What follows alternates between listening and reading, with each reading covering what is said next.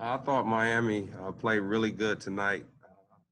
Hats off to those guys that shot the ball extremely well. They didn't have many turnovers. We started out really lethargic.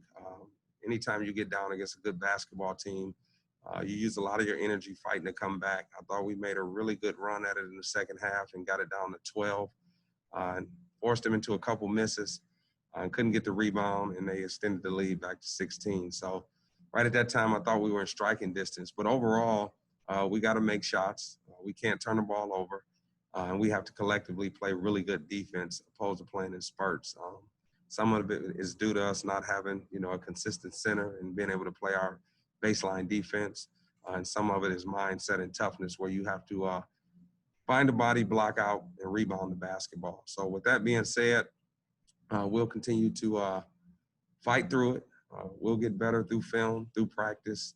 Um, Nobody feels sorry for you when you're down. So it's the time where you have to really dig deep in order to have an opportunity to win your next competition. So I'm looking forward to getting back to the drawing board.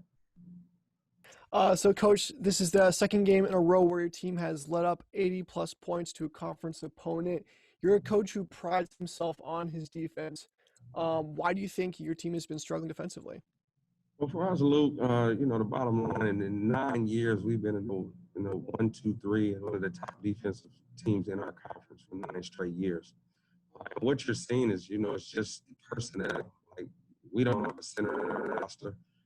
Axel's doing all he can, but we can't play him more than 3 to 4 minutes at a time because of what he's struggling with. We may have James Love back. Game time decision. The trainer said he couldn't go.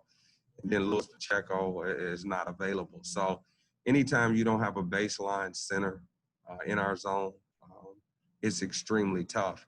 And then, our guards, we recruited 2 guards where we look for them to score a few more points. Not great defenders, but teach them our system, and then hopefully they can score more points. But this is a reflection and an effect of, not having a summer, not having a fall, not having 13 non-conference games to get better before you go into conference play.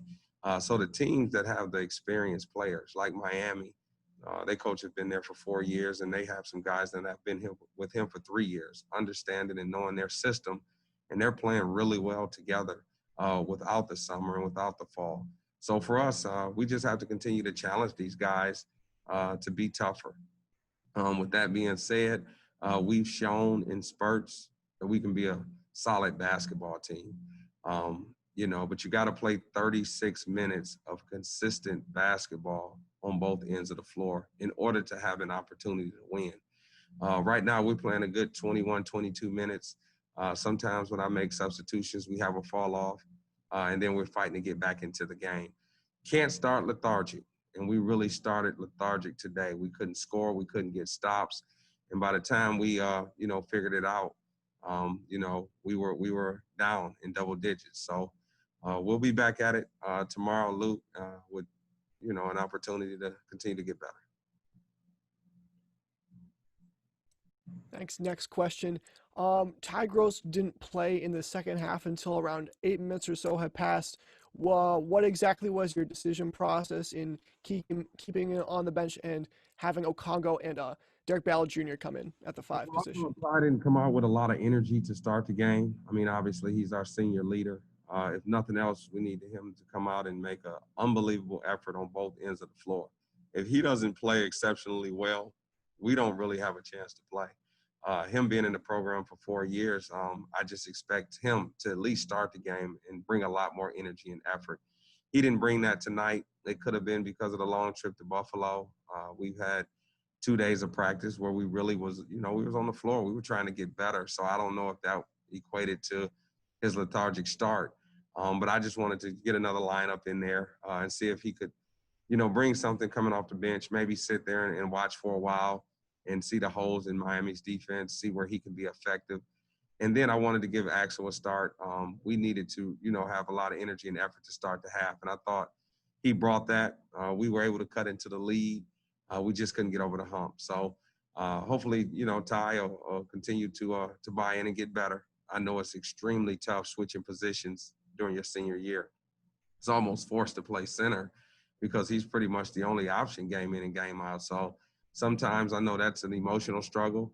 Sometimes I know he wants to get back to, his comfortability of being the four-man and not having that pressure of anchoring the zone.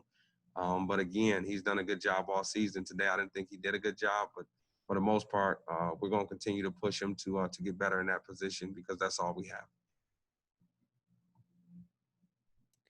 have. Tonight, you guys had the band back, you had cheerleaders back, and you had some fans back. How did it feel having a small dose of normal given back to you today?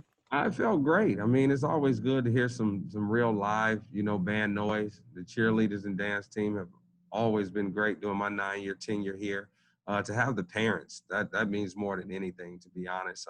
For them to be able to come see their, sons play and cheer them on, and for them to be able to look up and see that support is refreshing. So hopefully, things will stay the way they are, and we'll continue to, let a few more fans in. But it was good to see some folks in the stands tonight.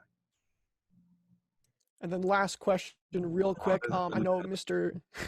Mr. Of course, Snyder said on the broadcast that Thomas Benelli was out with a back injury. Can you give any updates as to his status or when he'll return? well, I got to take a break. Thomas is coming along. He's jogging now. He's shooting the ball. He's doing some individual instruction. So I think he's closer as he's ever been. So we just have to continue to be patient. And when Thomas comes back, Lou, as good as a player as he is, it's still going to take him some time to get back in a game rhythm, to get back in practice rhythm. I won't say he'll be the savior, but he'll be a big-time help. And it'll be good to have potentially one of your best, if not your best player, back playing basketball. It's been kind of a struggle not having his three-point presence, his decision-making, and his ability just with his size to be effective on defense as well. So we miss him. We haven't had a full team since, again, November 15th was the last time we had 14 guys in a practice uniform. So now it's at 7, 8, 9, depending on the situation. Guys are still struggling just to get through the season because of all the complications and setbacks we had. So we just got to keep coaching them, keep teaching them, keep mentoring them. This is a really, really challenging year. We've been through a lot. We still have a lot of fight left in us, and I'm looking forward to getting in here and speaking with them in the locker room and continuing to encourage them to compete. We still got great opportunity each and every day. We're very fortunate enough to be playing this game, and we need to take full advantage of it since we have this opportunity. So that's my message. We'll keep fighting, and we'll see you on Tuesday down at Akron. Thanks a lot, Coach. Have a great rest of your night. You too. Thanks, Luke.